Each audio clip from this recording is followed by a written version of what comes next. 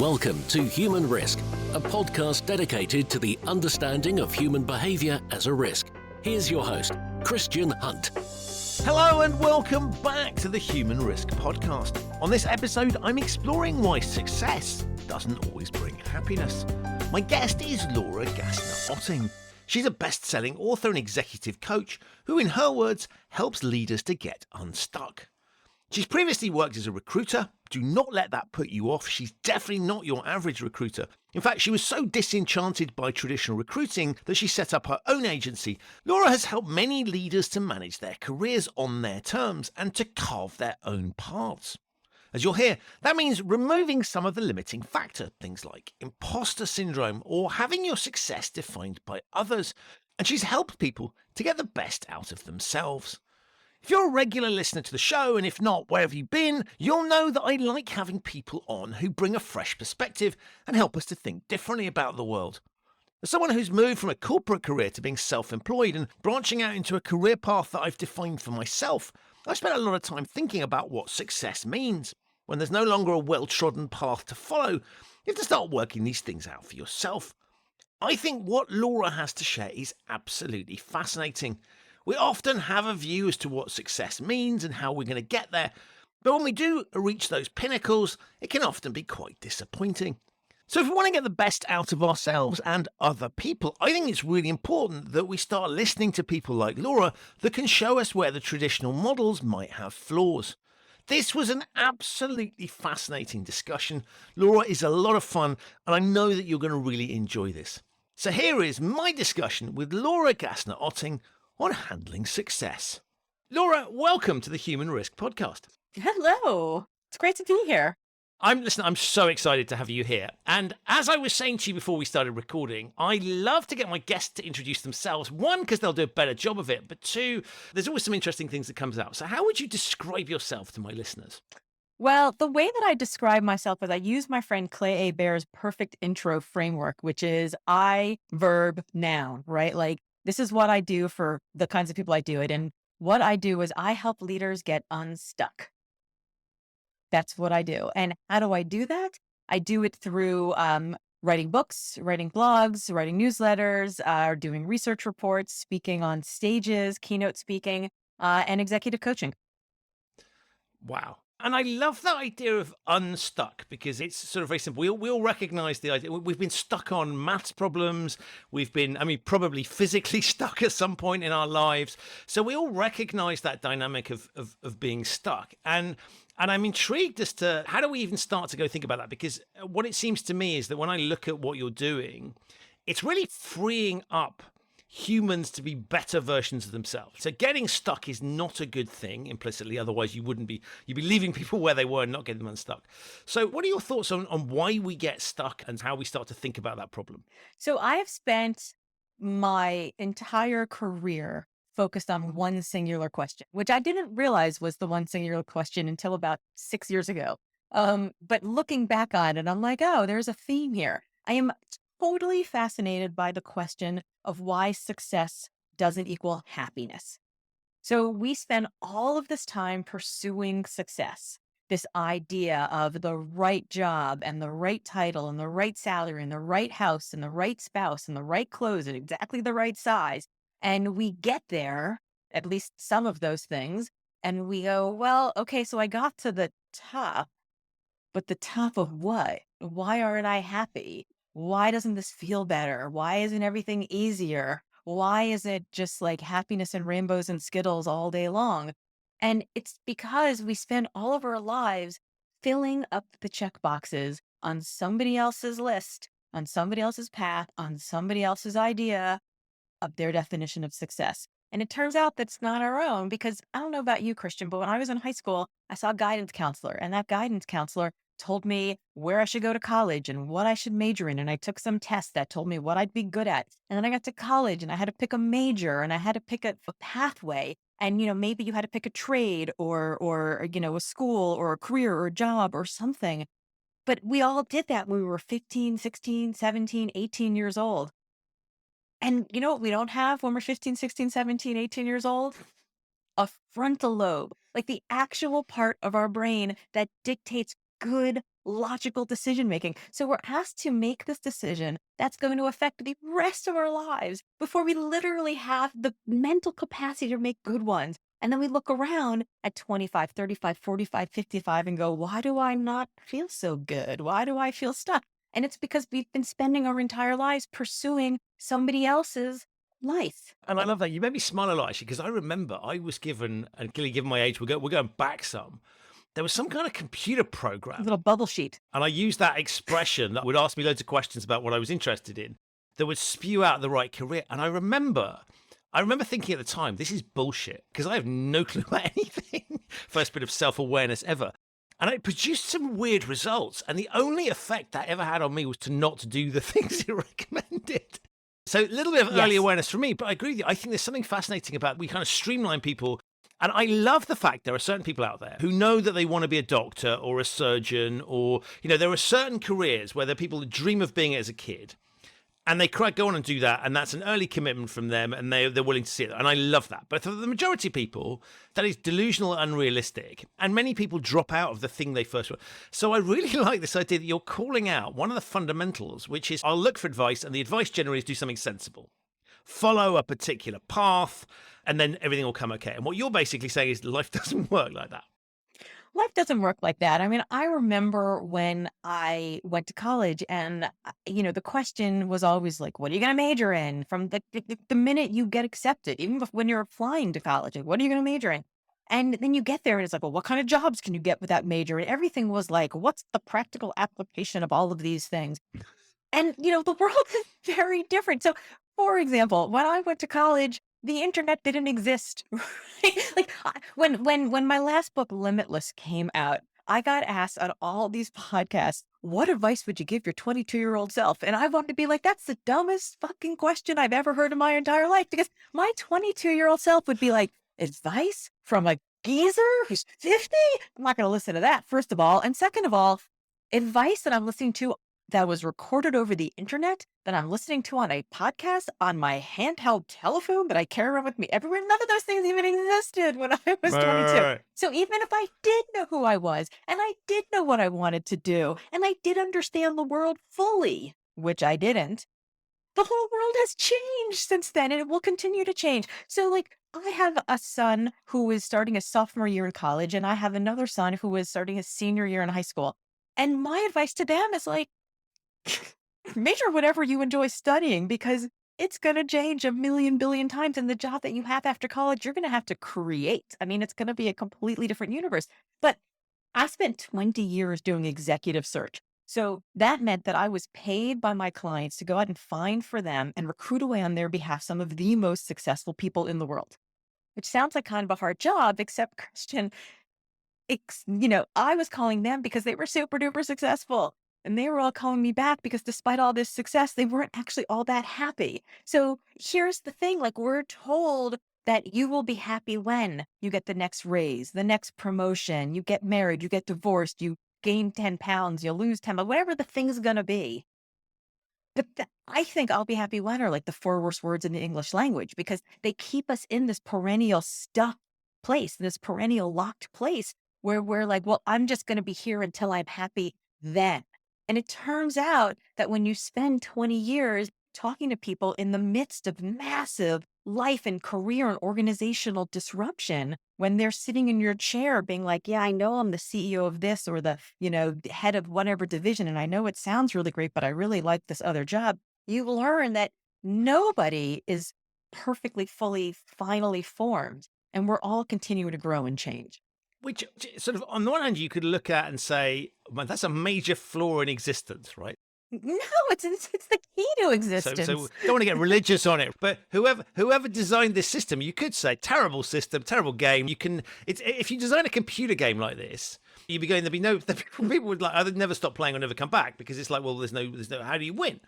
But to your point, it's also quite joyous, because that's exactly what we're here for. And so I think what you're saying, and based on the things I've seen and read, is that we need to embrace that and understand that is the dynamic that's at play here, and that actually the finish line isn't the sort of the finish line that we think it is. The one that it's probably not our fault, right? Because that's what we're taught to look for: success, tick the box, move on, get the status, get the money, get the whatever it is, then everything's going to be okay, right? It's safe. But actually, to your point, that's not the way things work. No. So my last book, Limitless, was really, and we can talk about this in more detail, was really about, if we're not pursuing quote unquote success, what should we be pursuing, right? And I talk about what we should be pursuing is this idea of consonance, this alignment, this flow, when what we do matches who we are, right? And I talk about 4 elements that go into consonance. So that's Limitless. You're catching me recording this podcast right now while I'm in the throes of the messiest, messy middle part of like editing my next book, which is going to be called Wonder Hell. And Wonder Hell is about exactly this idea that there's no finish line. We think success is a finite destination, right? So Limitless is like, how do you figure out your definition of success? Great. Now you figured out and you're pursuing it. Oh no, you're starting to feel some actual success that you legitimately care about. And every time you feel just a little bit of success, you peek through the doors of what could be, and you're like, there's actually even more out there that I want. Oh, right? Like there's this worry. Oh no, because success feels big or small, right? Success feels amazing. It's exciting. It's enticing. It's humbling. It's wonderful. But also, every time you feel a little bit of success, it teaches you a little bit more about your potential. And that burden of that potential then is anxiety producing. It's stressful. It's identity, threatening. You're full of fear and doubt and uncertainty and insecurity. It's kind of hell. So my next book is actually going to be about this idea that life isn't about one big finish line, but a million different little ones along the way that are punctuated by lessons and life and loss. And if we think about success as this finite destination, that means that there's just a finite limit to your growth. And all that does is steal away all the wonder of the evolution and the change and the iteration and the innovation, and leave you squarely only in the hell. So my next book's going to be called Wonder Hell, because it's about this space in between who you were yesterday and who you just realized today that you can become. You talk a little bit about where you get your thinking from, because you've had some incredible experiences, and I don't wish to criticize recruiters, but I mean there are good recruiters and less good recruiters. Let me put it in that way. And there are some that They absolutely are, and in fact, it took me years to be able to say in public, like, yes, I'm in the recruiting business, because I actually left a big, giant, marquee, fancy recruiting firm because I did not like the way they were doing the work. It didn't feel ethical to me. So I started my own because most recruiters are crap. So I'm right there. You can criticize them all you want. But it's interesting because I think if you do a good job of it, and clearly if you, as you just explained, you stepped out of a sort of safe, secure, traditional model to go and do it yourself, you recognize there's a flaw in the way they're doing things. You want to do it in a slightly different way. And based on what I know about you, there's a stronger willingness and understanding of what drives human behavior. In essence, it's a much more human operation, right? Ethics is a good example of something that's core and built into all of us at some level.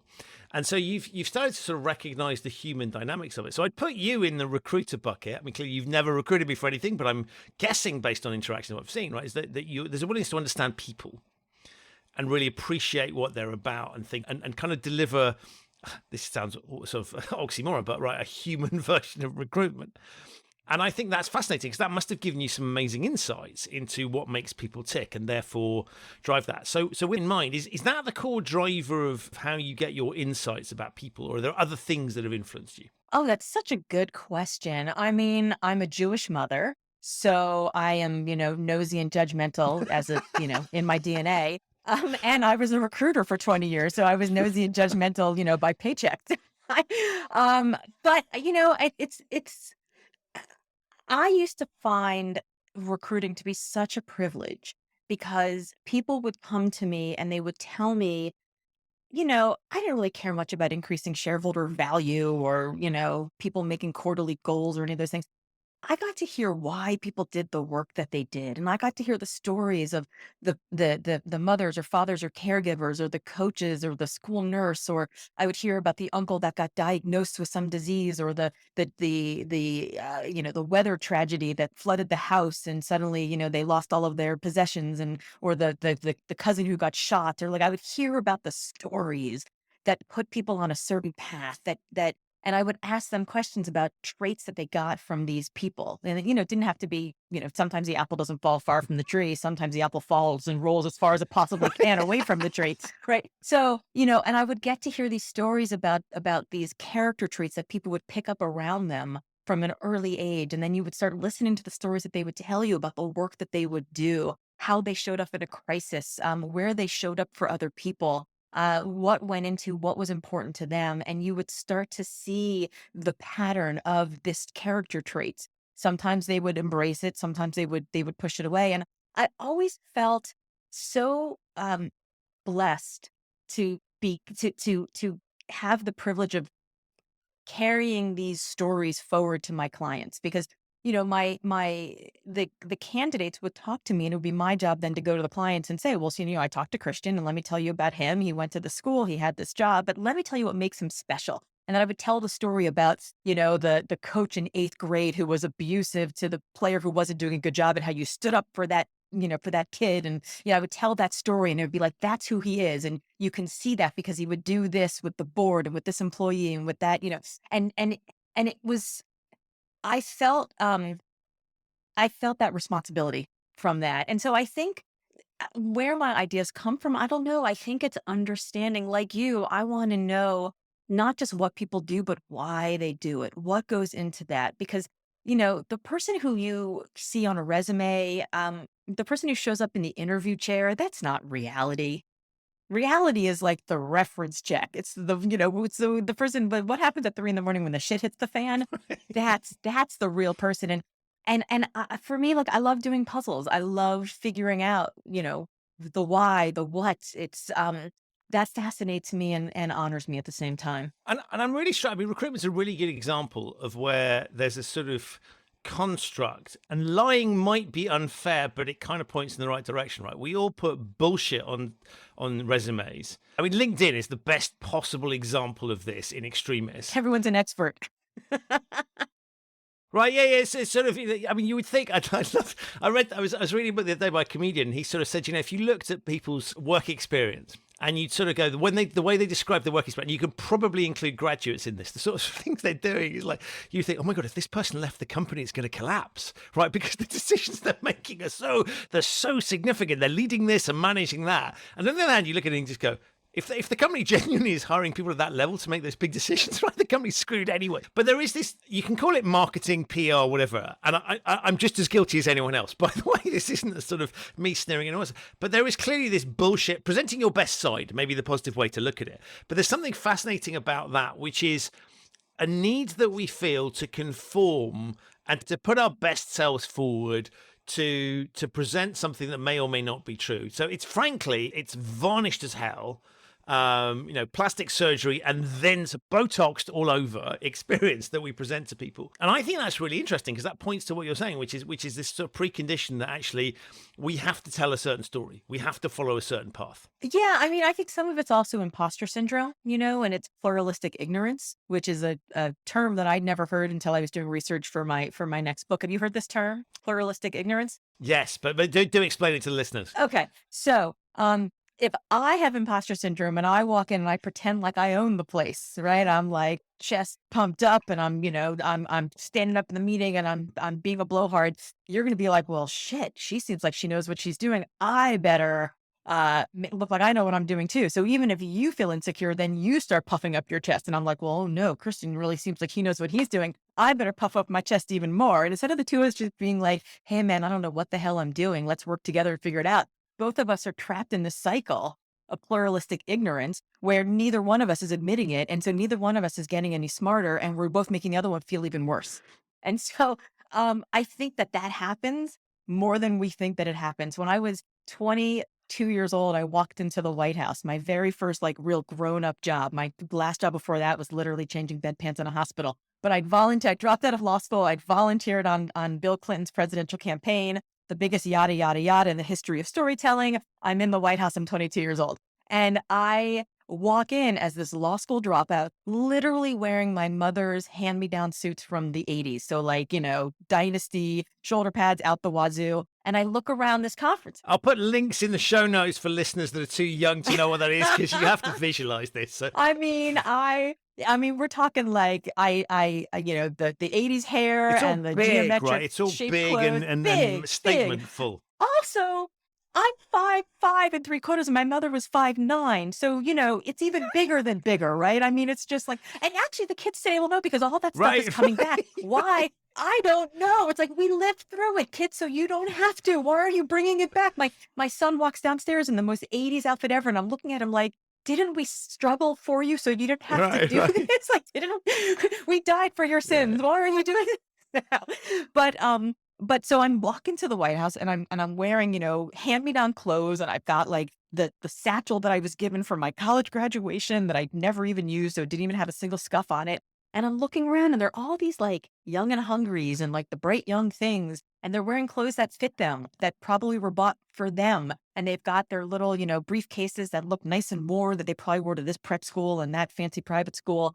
And they're all sitting around the table furiously, like writing notes into their legal pads, waiting for the meeting to start. And I'm looking around like, I don't know what to do. So I sit down at the table and I pull out a legal pad, and I was like, I guess I'll start writing. And so I'm writing like milk, butter, cheese. I'm like writing now, pick up the groceries, get the dog groom. Like, I don't know what to do. And they have ideas. Ideas are coming out of their pens so furiously. They're like, creating fire as they're writing across their pads. And I'm like, I don't have any ideas. So I had to pretend like I knew what the hell I was doing. And I was so busy pretending what the hell I was doing that I didn't look around the room to see how conversations were happening, how people got to know each other, how deals were being made, who was sitting next to who, how was the jockeying happen. There was so much that I could have learned if I stopped pretending, unlocked my ability to be like, it's okay. I am an imposter.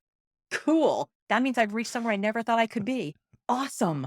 Now it's my chance to learn, right? I didn't do that. And so I missed so many opportunities to get better faster because I was so busy trying to pretend like I was already good enough. And I love that because and this is totally with hindsight, right? I won't for 1 minute pretend this was happening when I was there at the time. Years of hindsight. I used to look back at stuff and go, actually, you know what? If I've been hired to do a particular role, or I found myself in a position, then who's the idiot here, right? It's not me. That's because I haven't made the decision to put myself there. Someone else has decided to appoint me in that role, give me the opportunity to do that. So if anything, the risk is on them, not on me. But of course, you don't think that at the time. You're like, I shouldn't be here. This is all.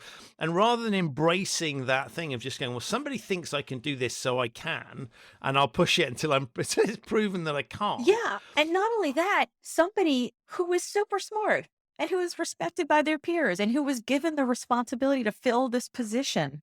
And if I look around, there's other people in similar positions. So they've been given this responsibility before and somebody continues to give it to them. Maybe it's okay. Maybe they know what they're doing. Maybe they actually see something in me. Maybe it's a lump of coal, but they know deep down in here there's a diamond and they know how to get it out. And I'm just going to trust the process. It's okay. Like, I remember the scariest thing I ever did as a baby entrepreneur when I started my own company was admit to a client that I didn't have an answer. I had a client that wanted an answer. He was a really scary client. And he was like, well, how are you going to do this? And I just finally was like, I don't know, but I will get back to you tomorrow with an answer. And he was like, okay. And honestly, I think if I would have chosen to bullshit my way through that question, he would have eviscerated me because he would have smelled that a mile away. But I didn't, mostly because I was just so scared of him. I couldn't even come up with a bullshit answer. And I'm a pretty good bullshitter. I mean, I literally have a master's degree in political management, which makes me a professional bullshit artist. Like, I'm a professional spin doctor. I was so scared I couldn't come up with anything. So I was just like, I don't know. It's a great question, but it's our job to find an answer. And he was like, great. The next day I sent him a long email with an answer. And he wrote back, goes, fantastic. Where do I sign? I mean, amazing, right? But that takes years of hindsight and looking back and understanding it. But I often will tell my executive coaching clients that sometimes you can borrow confidence from one place in your life if you don't have it in another. So if there's something that you're really good at and say it's like, maybe it's on the sporting pitch, right? Maybe you're really good at some athletic endeavor, but just suck at coding computers. Okay, well, there's a process by which you learned how to score a goal in soccer or whatever the sport is.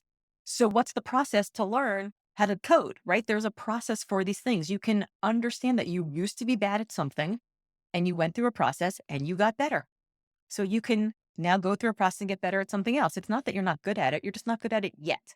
And you have to figure out, how do I use the process that got me good at one thing to now get good at something else? So it's kind of learning a formula, right? It's not the same formula, but you go through a process that says, I start from a low base and I get there by kind of application and effort. Absolutely. I mean, even like Michael Phelps, right? The most decorated swimmer in Olympic history. Simone Biles, the most decorated, I think, Olympian of all times in gymnastics. Serena Williams, and now she's retiring today.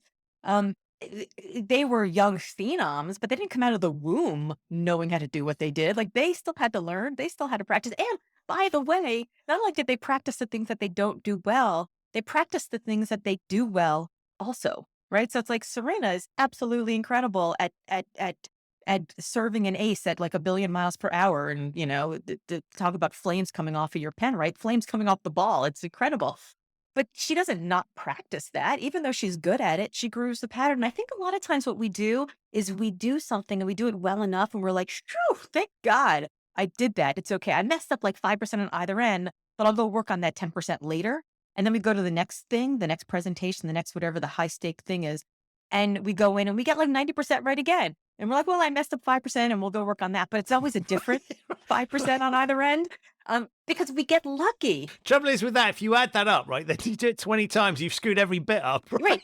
Totally. So like eventually after 20 times, maybe you'll get it right, but probably not because you've only practiced everything once. It's like we forget that maybe the thing we got right, we just got lucky. We just got lucky that one time and fine, great. Maybe somebody didn't ask a question about the one thing we didn't know anything about. But we have to go back and get better at the thing that we do well also because we groove the pattern of that. And frankly, we think that people are like, oh, that person's so confident. I feel stuck. I feel locked because I'm not confident enough to make this big decision. Well, you know where confidence comes from? It comes from competence. So grooving the pattern, doing the thing you do well over and over and being like, well, that's awesome. Like everyone's like, if you can dream it, you can do it. I could dream that I could be the Queen of England all day long, but nobody's bringing me tea and crumpets at 3 p.m. I've tried to teach my kids. I've tried to teach my dog. It's just not happening. But so dreaming it doesn't make it happen. There is some level of like, you got to imagine like it's possible. But then after you've imagined it's possible, all the dreaming in the world doesn't make you competent. It's doing it. You do it and you do it and you do it so you can dream. And I think I mentioned before we started this call that I had just gone out for a run. I'm training for a marathon right now. But I didn't wake up one day saying I could run a marathon. I woke up one day and I'm like, maybe I could run a mile. And after I ran the mile, I was like, well, that was terrible. But if I string 3 of those together, maybe I could do a 5K. And I did a 5K and I say did not run. Very important distinction. Completed. They were literally, yeah, I did. There were men with like double jogging strollers passing me on the uphills. But after that, I was like, well, I did a 5K. That was also terrible, but maybe I could do a 10K and on and on. And each time you do it, you're like, well, what could be next, right? Each time you do it, you're like, maybe I could do more. And then you're in that wonder hell space where you're like, it's really hard and I don't know. And I could colossally, fall on my face or shit in my pants or who knows, but I could also finish and somebody could put a heat sheet around my, shoulders and a medal around my neck like I'm a superhero. But we have to do in order to be able to keep dreaming bigger because otherwise that's all we can see. I had this last story I'll tell. I was at this event once and I was telling the story and this guy across the table was like, oh, well, I mean, if the astronauts felt the way in the 60s, we never would have gone to the moon. What if they were like, we'll just try to fly to space and see what happens? Like they needed to say, we're going to go to the moon. And I'm like, or they could have said, we're going to go to Mars. Like you just have to, sometimes you just got to shoot the rocket up and see where you go. Right. Like it's okay. And I love all of this stuff. I'm intrigued though, because when I think about evolution, as a simple explanation, one of the things I always find interesting is that these things that hold us back, on some level, right, have a logic to them, and they can be useful. And I wonder what your thoughts were between, on the one hand, you absolutely want to artificial limitations, right? Stuff that we've been told that we shouldn't be, getting ideas above your station type thing. That's a bad thing. And making a presumption that you can't do things and that you're limited, it's not particularly helpful. On the other hand, there is a reason that we limit ourselves, right? So the mother nature has decided over time that there's a certain thing. So I wonder what your thoughts were between those two things, because the opposite of what you've described are the people that we see on those TV talent shows, and I use the term talent loosely, right, who have no talent. The people who've been encouraged by the parents, go sing, and they put all their money into it thinking they've got the next Britney Spears, Christina Aguilera, whatever, pick your reference point, right? But the kid can't sing, has no talent whatsoever, and is being deluded. And so as I look at it, there are some constraining factors that make sense. And I wonder what your thoughts were on that and how we recognize when those constraints are good and when they're limiting factors that we need to get rid of. Well, I mean, it's funny. I used to say all the time that I was thrilled that my children were basically average at everything growing up. And they weren't these like massive, early phenoms, because I know so many people who like their kids showed one little like shred of talent in something. They're like, great, you're going to be on 17 travel teams and we're going to have you in like, early enrolled and, this clinic and that clinic and get you on the path to playing professional, whatever. And I'm like, they're not going to be playing professional, whatever. I'm like, thank God my kids are not good at anything at that level. I think being a late bloomer is amazing. And we could talk about that also. But so I joke around with my kids. I'm like, thank God you guys are just average. It's great. Wonderful. So here's the thing. I think that there's two things at play here. I think that there's our intuition, right? Our instincts. And then I think which is the voice in our own head. And then I think there's everyone else and the voices out there, right? And I think our intuition is pretty good, right? Like our instincts have been perfected over millions of years of evolution. Like it's not that your ancestors didn't just outrun the mastodon. Like you're here because their inner voice told them the mastodon was en route, right? Like they knew the mastodon was coming because they saw the tree shaking. Like they got nervous. They felt something was afoot, literally. Right. So, I think instinct is important. And if you make a list of all of the things your intuition has told you over the years, maybe you should break up with that person. Maybe you should go for that job. Like you will probably not find a lot of places where your intuition was wrong. For most people, the wash of relief that we feel the minute we choose a path forward, the minute we decide, even if the path is scary, that intuition is giving us this giant phew, right? So no matter how you feel, you know that you're moving forward towards something. So I think listening to intuition is super important. I think the problem is that we give votes in our lives to people who shouldn't even get voices. So we have all of these naysayers in our life who are like, wait, you want to do what? You want to start a new business? You want to quit the job? You want to go out with that guy? You want to buy that fancy car? Like we run into them in the coffee shop and we tell them our big, giant goals or whatever it is. And their response is usually one of three things. The first one comes out of love. Oh my God, you can't do that. I'm afraid you're going to get hurt. Right. Right. And maybe that's true. The last time I lived in the same house as my parents, I was 17 years old and I left dirty socks in the living room and put empty milk cartons back in the refrigerator. When I told them I was leaving the marquee firm to start my own search firm, when I told them I was dropping out of law school to join this presidential campaign, when I told them I was selling my firm to my people and just, going off my own and figuring out what was next, but I didn't even know what it was yet, they freaked out. They had no idea what I was capable of. Not because they don't love me, they just don't know me, right? So like number one naysayer is somebody coming out of a place of love. Number two naysayer is somebody coming out of a place of jealousy. We have so many people in our lives who judge our rise and see only their own stagnation or fall. Like they think success is like pie. Like there's only so much and that's all it's going to go around. But the truth is there's more than enough, right? There's more than enough. So there are people in our lives who have the scarcity mindset, who they see us, we say something and they're like, oh, that's great. So I love that for you. And, you can just tell that maybe they have doubts, but really what they have is jealousy. But still, it infects our brain like a little cancer, right? And it's just in there. And then the third naysayer are the ones who are just scared, right? You tell them your big crazy goal. I'm going to leave my company. I'm going to start my business. And they're like, oh, you shouldn't do that. That's too scary. And what they mean is, I could never do that. I'm too scared. Right. And all of those people are in our lives and they're all talking to us, but they're not talking to us because we've sought out their attention. Usually we've sought out their advice. It's usually because we run into them at Starbucks or something and we tell them, and then we're like, well, oh, Joe Schmo thinks this. Meanwhile, if Joe Schmo told you that the last thing you did was the greatest thing on earth, you'd be like, oh, well, fine, great. But that's Joe Schmo. Who cares?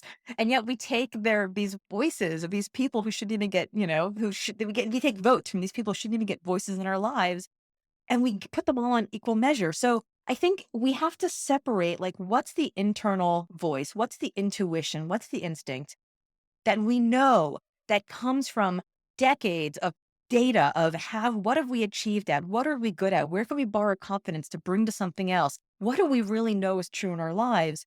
And what's just being influenced by these external voices who don't know us, who don't love us, or who don't really, want us to succeed? And that's really interesting, because what you're basically pointing at there is the reason you should rely on your gut instinct is it's tried and tested. Right. So you can run. And I would argue, even if you get it wrong, you're going to feel better about the decision than if you've ignored it, because at least you're basing it on an evidence set that you have lived and you understand, and it's generally worked okay.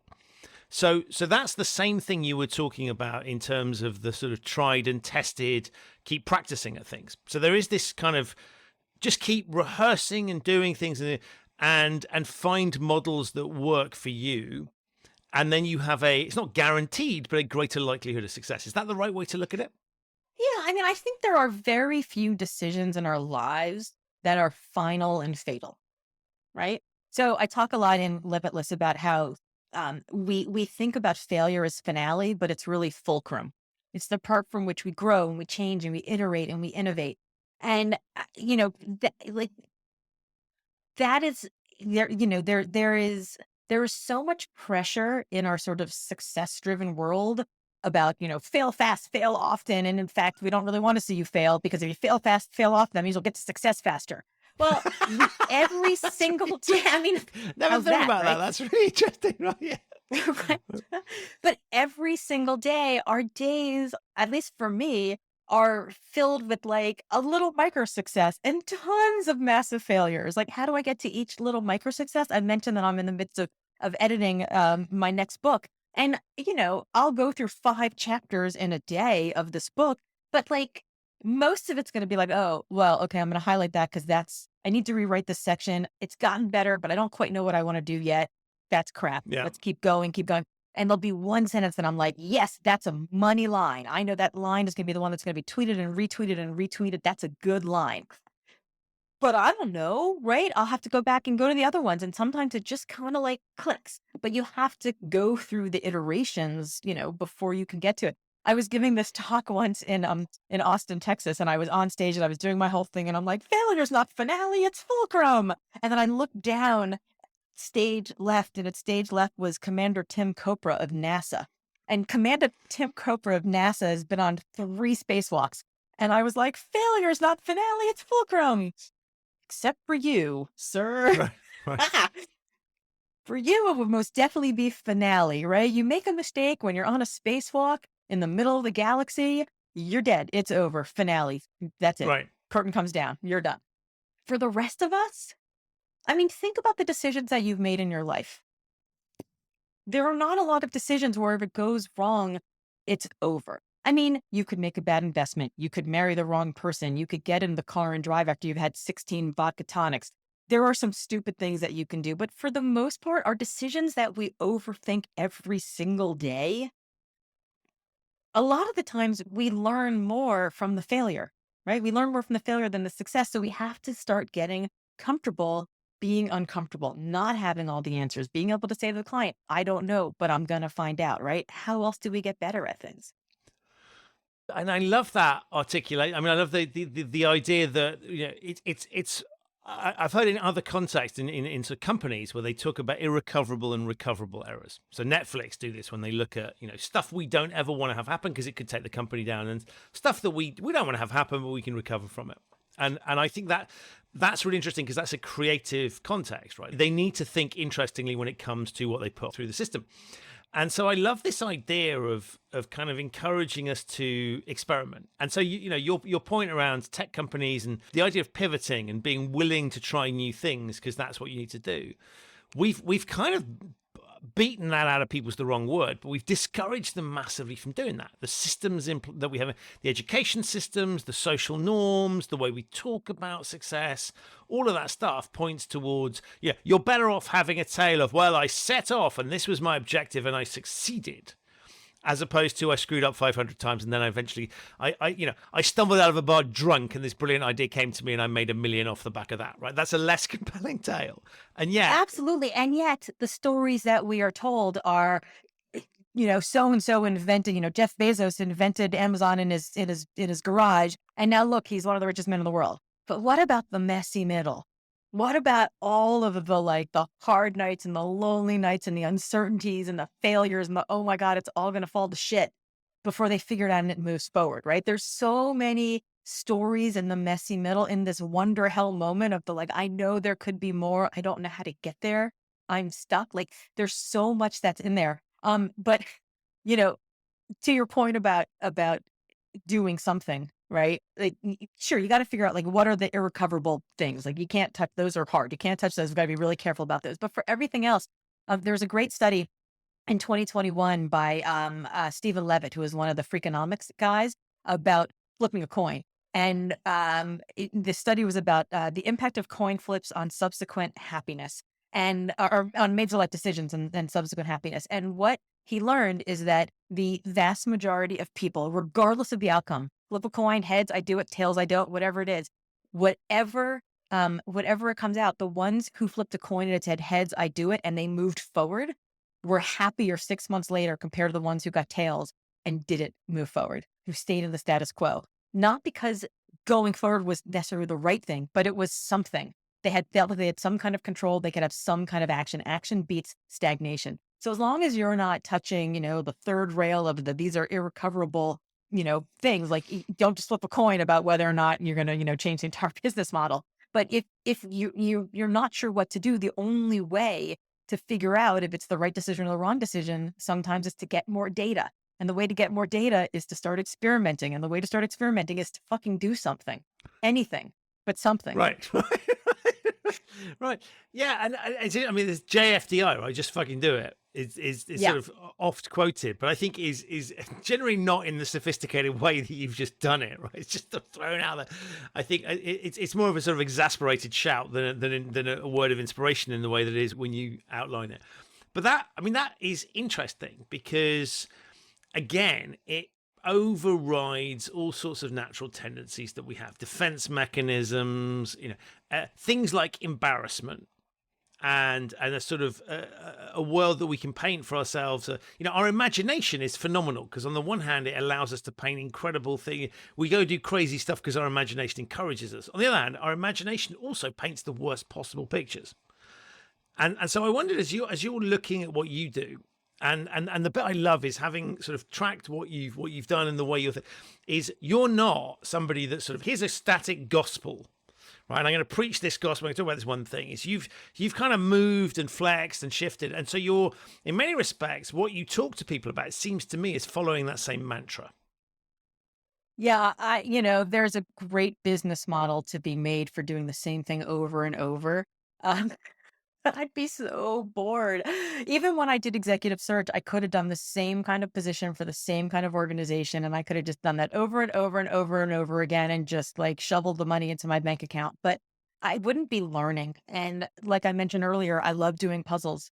But once I've done a puzzle, I don't want to do it again. Even in the pandemic, when we were all, safe at home, I sat down in my living room and I did a puzzle with my son. And then we finished the puzzle.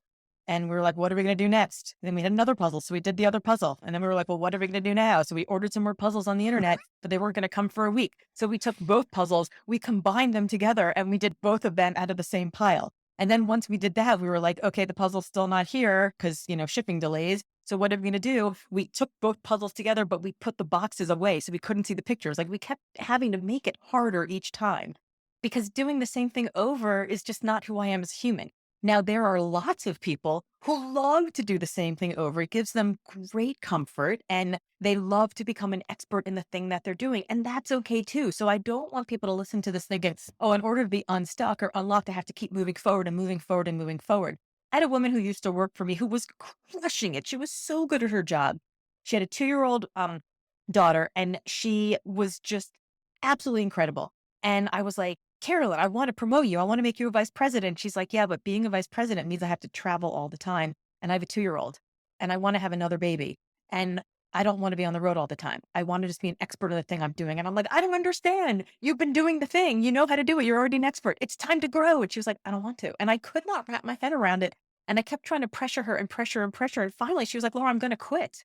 I can either be in the senior associate position and be an expert in the thing I'm doing for 5 more years until the baby that I'm, by the way, surprise, pregnant with is born and then goes to preschool along with my other daughter who's, going to go into elementary school, and I could become a vice president then, or I could I could quit. Like those are the 2 choices, but I'm not doing it now. That's not important to me. And I respected it finally under the threat of her leaving. I'm kind of a slow learner. And now, I've since sold the firm to the team who helped me build it, but now she's a vice president. She's thriving. She's doing incredible. She has 2 amazing kids, happy marriage. She's very happy. Everyone has to figure out what matters to them. To go back to the beginning of the conversation, like, what is your definition of success? Her definition of success wasn't the fastest and most expedient path to the corner office. It was being present for her young family at that time. So I think we all have to figure out what works for us. And maybe that is doing the puzzle 16 different times. Maybe it's just doing the same puzzle over and over again, but it's shutting out those external voices that are telling us, oh, you're stuck. Oh, you're locked. I think each of us know what we're capable of. And we have the sense that there may be more, and having conversations with people about it may tell you, yes, that is the thing I want. Or maybe I don't want that just quite yet. And that's okay too. Right. And I'm fascinated when we think about leaders. I mean, you framed yourself as helping them to get unstuck. And one of the things I think is really interesting, particularly when I think about leaders that have evolved into leadership positions in the same organization or the same industry. So it's playing the same game time and time again. One of the things I think is fascinating is that as we look at challenges, something like COVID and what's going on at the moment, technology and all the sort of developments that are there, is that in many respects, being good at something that's got you to where you are doesn't necessarily equip you to solve the problems of getting there. So the people that might get to leadership positions might be really good at doing the junior roles that get them to the leadership position, and then they find themselves stranded. Or somebody, to use very simple sort of thinking, somebody who has established their career in an analog world isn't necessarily equipped to deal with a digital world. How do you handle that? Marshall Goldsmith, famous executive coach, says, what gets you here won't get you there. And Albert Einstein said that you can't solve the problems with the same mindset that got you into the problems. And I think that's all very true. My friend Tom Webster posted something on Facebook just Monday, actually yesterday, maybe the day before, just yesterday. He said the issue with people going back to work and the pressure about all of us wanting to have a virtual workplace is that the younger workers who have always been digital natives, who, if their job is coding, it's the same if they're coding in their cubicle or coding on their couch. Or coding on the beach, don't care right? Or coding on the beach, right. Good for them, right? Like they don't, you've got a very, creative coder on your hands and they've been able to figure that out. So that's amazing. For them, it's easy because their jobs, whether it's, using Slack or Zoom or Microsoft Office or HubSpot or whatever, the WordPress, their tools are the same tools regardless of where they are. But the older generation who's in management, their tools walking around the office and looking at people, right? And seeing the body language. And they are being asked to change how they're doing their work, but their tools are changing and nobody's helping them figure out what to do with those tools, right? Nobody's helping them figure out how to do it. And I thought it was a really insightful observation that the people who are pressuring to work from home are the ones whose tools aren't changing and their work doesn't really change as much. And the ones who aren't, they can't figure it out, the ones who aren't. For 15 years, that search firm that I mentioned founding was all virtual. And this was like before it was COVID cool. I founded the firm in 2002. So I sold it to my team in 2016. So I ran it for there's a pandemic coming. You are going to love me. You are going to love 20 me years in time. I'm going to look approximately, amazing. 20 years. You're going to think I'm brilliant. But people were always like, how do you measure the quality of your team's work? And I was like, it's really complicated. Are you sitting down? Let me explain it to you. By the quality of my team's work, right? Like, it's not that hard. And so I think leaders who are feeling this pressure of not really understanding how to lead right now need to sit down and stop asking the question, how can I help? How can I help makes it all about the leader. What can I do for you? How can you blow smoke up my ass and make me feel good about the fact that I'm the leader, right? Like, how do you perform and pretend like you know what you're doing and pretend that you're successful so that I don't feel bad as a leader, right? When you ask your team, how can I help you? They're afraid to tell you the truth because they're afraid to show you what a shit show is actually happening inside of their cubicle, right? They don't, or their couch or the beach or wherever they are. They are afraid. And so they're giving you a polished answer, a varnished answer. If you ask a different question, which is, what needs to happen for you to be successful in this project? They'll give you a completely different answer. What needs to happen is I need to better understand the priorities of what to do with my time. I need to understand what success would look like to our clients. I need to understand who else is on my team and what resources I can use, right? They're going to give you completely different answers.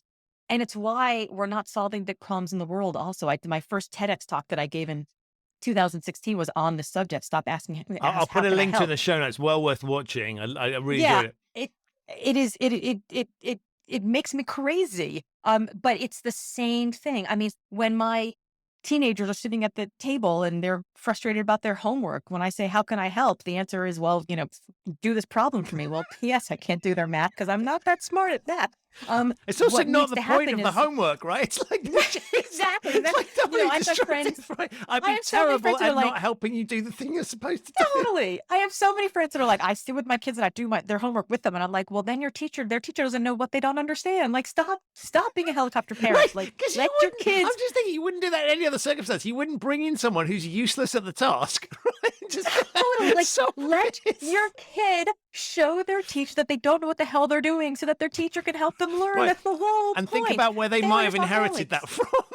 Exactly. So, like, if you're like, every time my kids have a problem, I don't say, how could I help? I say, well, what needs to happen for you? Well, first thing I say is, wow, that must really hurt. That must really be hard, because they just want to be seen. Right, they want to be seen in their misery. They don't accompany their misery. And then when they're like, yeah, and they feel seen, and they don't fight with you as much. They're like, yeah, it does. I'm like, okay, well, what would need to happen for you not to feel that way anymore? Well, I just wish I could talk to my girlfriend about this, or I wish I understood how to do this math problem, or I just, I'm so stressed that I have to do all the stuff, and, chores have to get done. I'm like, okay, well, then let's figure out how to redefine, split up the chores a little better. Like, you can solve the problem once you understand what the problem actually is. But if the problem is solving your ego's need to be helpful, then you're not going to solve the problem. All you're going to do is get your ego stripped. So for leaders who are like, what the hell do I do right now? Change the question that you're asking. Stop making it all about you and make it all about them. Because that's fascinating, right? Because as you say, if the answer to the question is get the hell out of the way, stop interfering, right? You've shut that off by what can I do? Because no, you're not going to go nothing. Right. In fact, they need to find something for you. Right. Yeah. So it's a way, and I love that. If you approached anything else, right, the root of the question is supposedly, how do we get out of the mess that we're in at the moment, and how do we get to the place that we want to get to? But you're right. You're framing it around my participation in that process. How can I save the day? Yes. How can I be the hero? How can I keep you in the victim place? How can I keep you not being confident, not showing your own competence, because I'm the one who gave the competence to this project, right? You're not actually helping at the end of the day. In fact, you might even be causing more harm.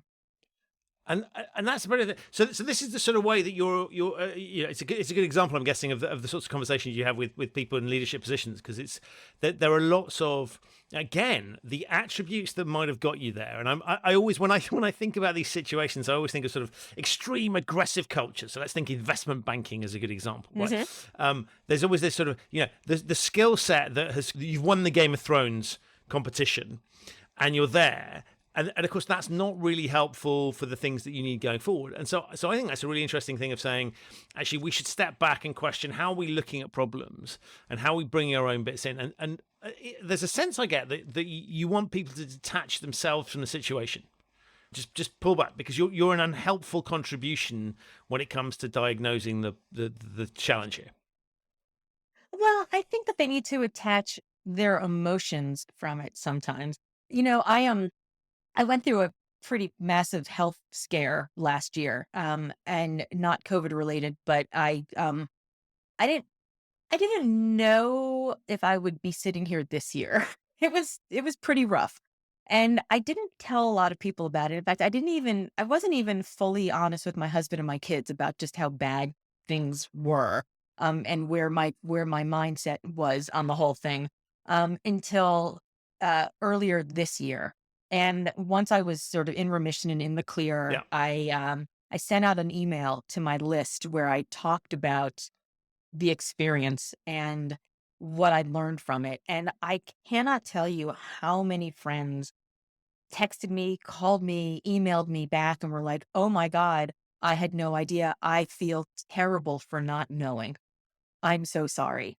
And my response was, "You should not feel terrible for not knowing. How are they supposed to know? I didn't tell you." And they were like, "Yeah, but I should have seen it." And I'm like, "You couldn't have seen it. My husband didn't even see it. And we share the same bed." Like, in a pandemic where nobody was going anywhere. It's not like we were Right. together all the time. Like, do not feel badly. But people were like, "I wish I could have done something." And I'm like, "Yeah, I I didn't have anything for you to do." And not only that, the not having anything for you to do only would leave me in the place where it made more work for me to make you feel better about the fact that you couldn't help. And I didn't have the mental, emotional, physical bandwidth to take care of anybody else. I was so busy taking care of myself.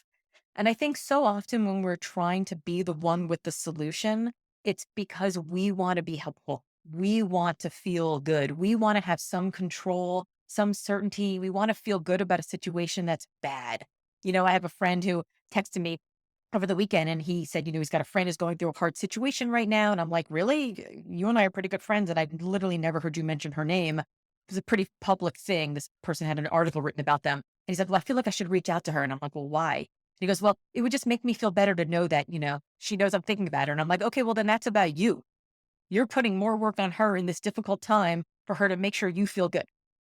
So why are you reaching out to her again?" And he's like, "Well, now that you put it that way, maybe I shouldn't." And I was like, "Maybe you shouldn't." But I think a lot of times we're so deep in the emotion of, if I reach out, if I help, if I can do something, then it's going to feel better because I want some control about this thing that I can't control. And so I think just asking yourself why you're involving yourself, why why you want to be there, what you're hoping to get out of it. Is it a completely selfless act? Probably not. Most of us who are doing any kind of helping are doing it in some kind of selfish way, and that's okay. We should. Great. We feel good about ourselves when we're helping other people. Awesome. Wonderful. By the way, it's why we should ask for help when we're afraid to, because if we feel good about helping other people, imagine how good they feel about helping us. But we should also understand that sometimes it is more of a burden for somebody when you are inflicting your help on them when they haven't asked for it. I always remember as a kid, I'd want to help my dad fix the car or something. We right? call that quote unquote fixing, quote Yeah, unquote yeah, helping. yeah. Yeah. And it was like he would find tasks for me. And it's really interesting you mentioned that. And there's photos of me as a kid, and I'd have a little tool. He bought me a toolbox, right? Which was the go away, leave me alone. Yeah. Right? I need you to go hammer this nail into this piece of wood that's 5 feet away from the car. That would be very helpful for me Close right now. enough for me to supervise, far enough away for you to not be unhelpful. But Yes. I think that's a really interesting bit. And I think as well, it occurs to me that sometimes, right, if you're going through a difficult situation, you just want other people to be normal. Yes. Right. You don't want everybody clucking around you like some sort of, spectacle that needs help. You just Oh my want God, somebody stop to just, leaking. Why are you making that noise? because Why are you making that noise out of your mouth face? Like, what is happening? Like, so it is the only time sometimes where you can feel normal is when you're not like stuck inside of yourself and your disease or whatever your problem is, to just be around people who don't know, just treat you like you're fine. You're like, "Oh yeah, that's right. I am fine. Love that. I love that. Wow. That is such an amazing, I think just like really super practical thing, because I can guarantee every single person listening to this will recognize at least the how can I help, but if not, the opposite bit may resonate with some people as well. Laura, I will put links to all of your books and your TED Talks in the show notes. When is the new book coming out? The new book, Wonder Hell, is coming out in April 2023. More information on that is at wonderhell.com. And there's a TEDx talk that's going to be coming out that I did at the end of May that hopefully will come out in the next month. We're waiting for them to release it. So you can look for the Wonder Hell TEDx talk as well. But if you go to wonderhell.com, you can sign up and you'll get all that information. And have a look in the show notes. I will add that into the show notes as and when the TED Talk appears. But look, I've loved this conversation. Thank you so much, because it's been an absolute pleasure. The time has just flown. And thank you also for what you're doing, because I think it's there are lots of people out there who are sort of claiming to want to help people and are doing it in a kind of very formulaic way. And I love the natural human emotion that you bring and the passion that you bring to what you do. It just screams. We're talking in 2D here, right? But it just screams through the screen at me that you love what you do. You're clearly very good at it. Otherwise, you wouldn't be in the position you're at. So thank you for that as well, because I think there'll be tons of leaders out there who will be in better positions, and that will have workforces that are also in better positions. So thank you for all of that. But above all, thank you for being an amazing guest. Well, thank you, Christian. It's been fun. So that's it for this episode of the Human Risk Podcast. My enormous thanks to Laura for appearing, and to you for listening. To find out more about Laura, her books, her work, and the talks that she referenced in our discussion, have a look in the show notes. There are links to all of those there. If this is your first time listening to the Human Risk Podcast, thanks for listening. You can subscribe wherever you get your quality audio content. It's available on all of the major podcasting platforms. To find out more about human risk and the work that I do with my clients, visit human-risk.com. I'll be back very soon with another episode of this show, but in the meantime, stay safe. Remember not to let your success be defined by other people, and thank you so much for listening.